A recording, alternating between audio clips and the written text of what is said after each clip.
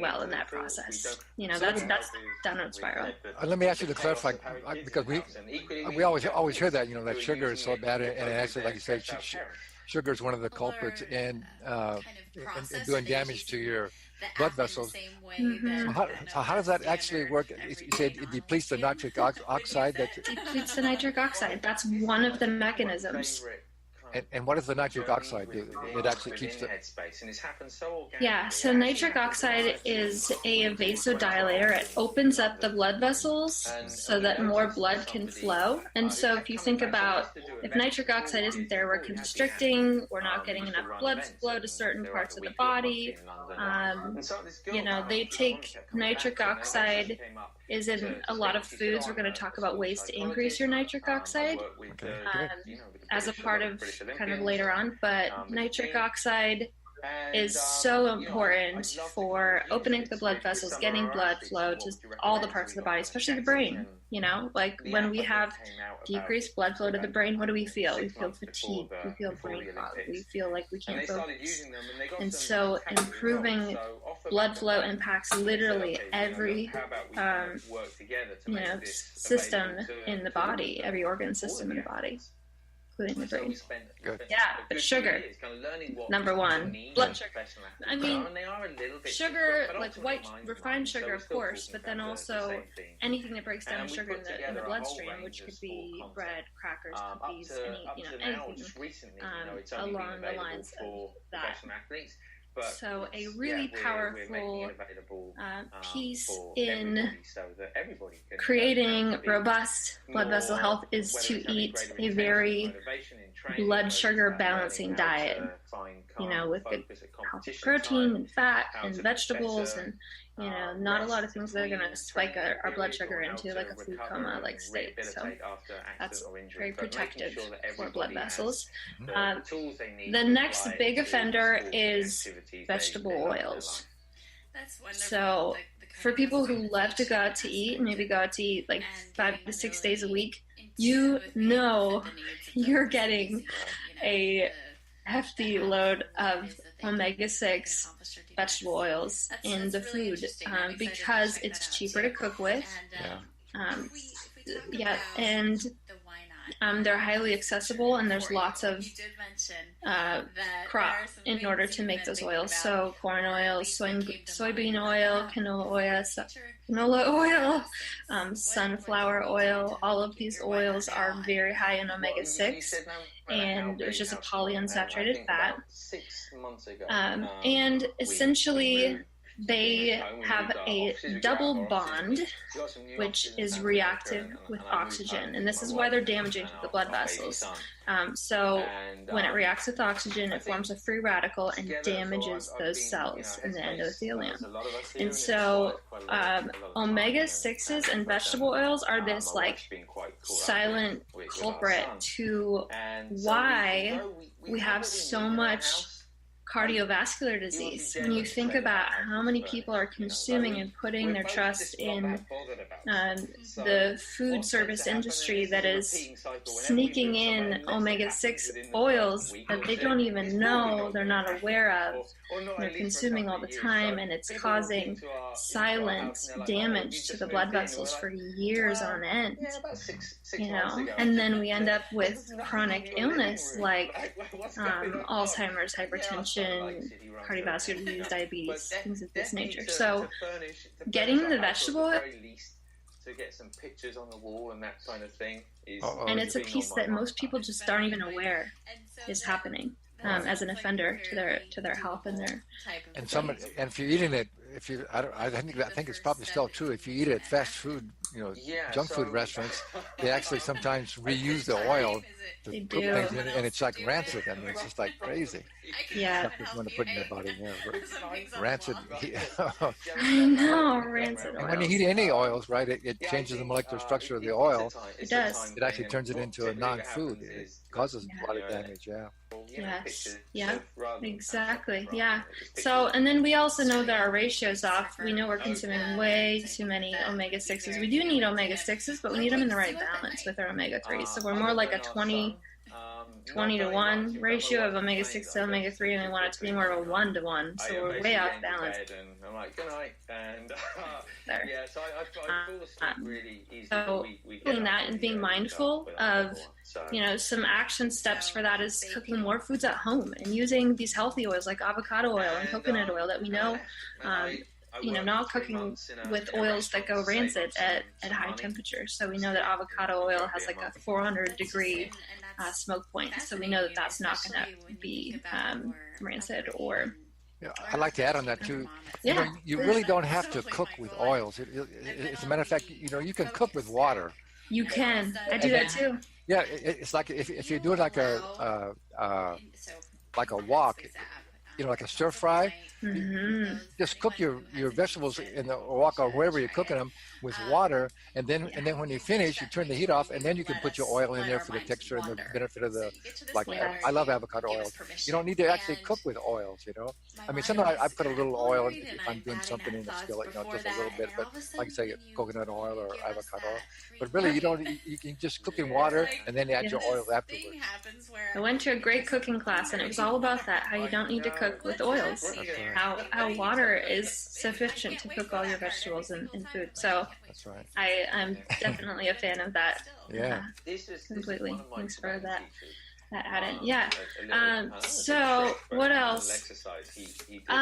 Those are two big pieces. The fast food, kind of the restaurant food, knowing that it's going to be probably cooked in omega-6 oils and vegetable oils.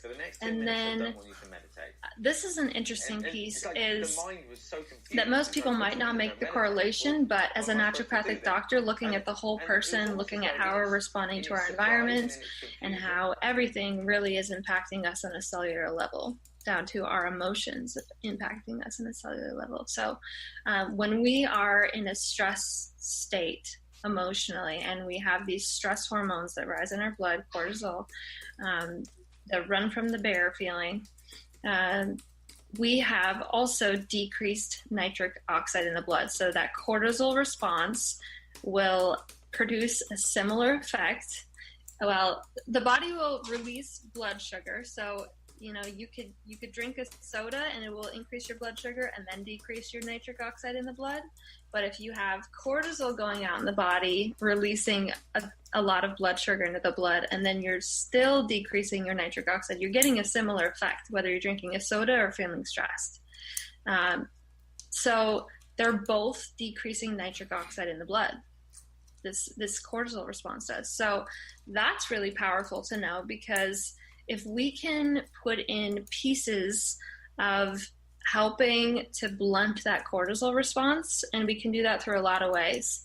I work with my patients on, stress management techniques, mind-body practices to incorporate into their everyday life.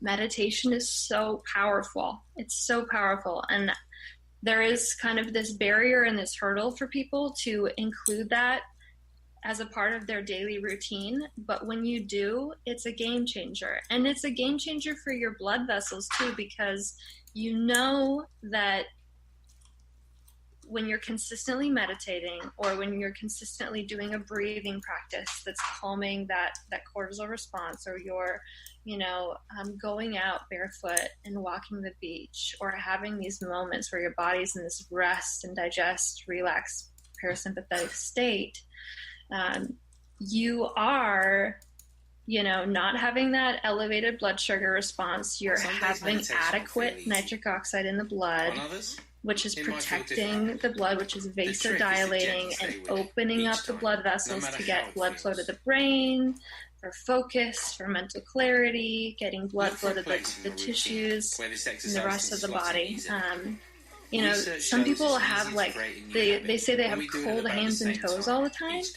And I used to wonder why. And I remember being in med school, and one of my professors explained to me why. And he's like, you know why that is because the body is shunting all of the blood to the core to protect. But it might be easier and so the extremities are left cold it's a stress Make sure you're sitting response comfortably that mediates before that. you start. And it's a blood Unless flow. you're used to sitting So we know cross-legged that on the stress floor, impacts I'd blood recommend flow, using a chair. which is really Sit with powerful. your So legs and arms uncrossed, when we can feet flat on the incorporate floor, things like and this, hands resting another on your lap piece, or I on don't your know legs. if have you ever heard Try of to keep your Dr. back Steven straight, but not Sinatra, too who's a tense. cardiologist? Yeah, If yeah. you need it, Yeah. a small cushion. I've actually got some of his supplement. He has has a good. He has a good. He has a good. Listen to a You're now ready to get he, some headspace. yeah, a good supplement. Yeah, he has some good supplements. Yeah. He does, yes. I listened to a great talk that he had about grounding and how grounding will help to thin the blood. So we know that when somebody has a heart attack or a stroke, they have blood that is coagulated. So it's hypercoagulated blood, or what he calls is like sludgy blood. So it's really thick blood. And we know that grounding, being barefoot on the earth every day, it's called earthing.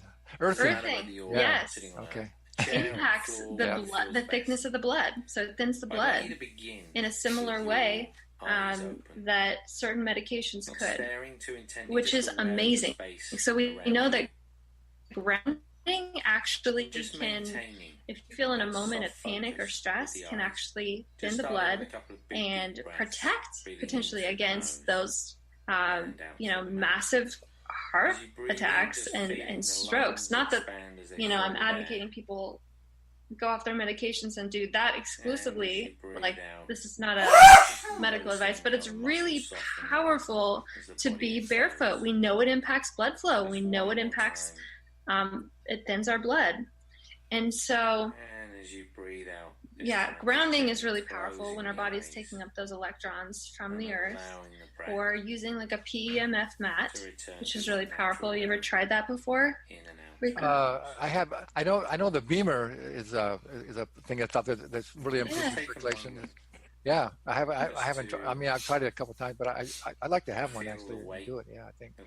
Yeah, I just tried that. I was on a PEMF mat, which is like the frequency, the electromagnetic frequency of the earth, and they actually use it in people in astronauts. They use it in NASA when astronauts go to space and then they come back and they're depressed because they haven't been in contact with the earth.